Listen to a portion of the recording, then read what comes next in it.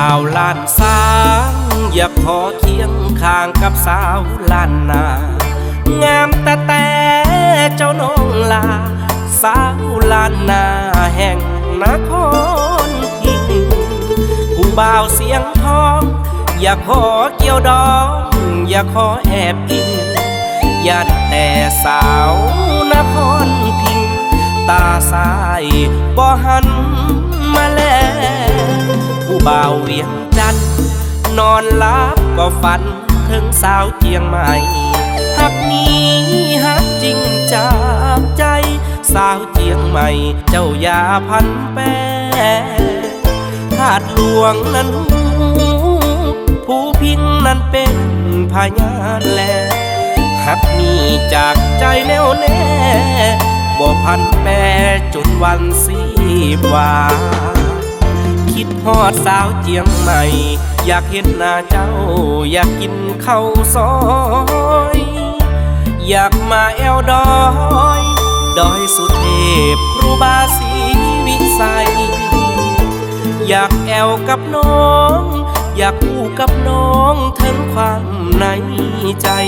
อยากเป็นลูกเขยเชียงใหม่บอกความในใจ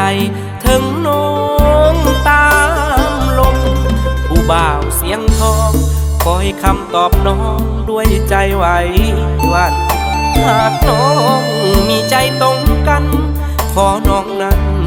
แววมาตามลมเชียงใหม่เสียงทองจะเกี่ยวดองของหักสุขสมขอเพียงสาวงามตาคมนครพิงค์เจ้าอย่า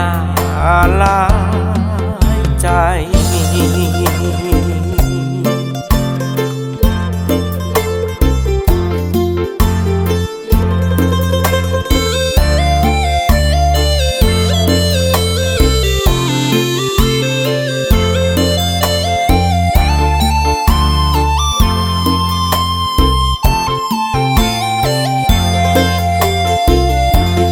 ฮอดสาวเชียงใหม่อยากเห็นหน้าเจ้าอยากกินข้าวซอยอยากมาแอวดอยดอยสุเทพครูบาศรีวิสัยอยากแอวกับน้องอยากคู่กับน้องทั้งความในใจอยากเป็นลูกเขยเชียงใหม่บอกความในใจถึงน้องตามลมผู้บ่าวเสียงทองคอยคำตอบน้องด้วยใจไหววันหากน้องมีใจตรงกันขอน้องนั้นแววมาตามลม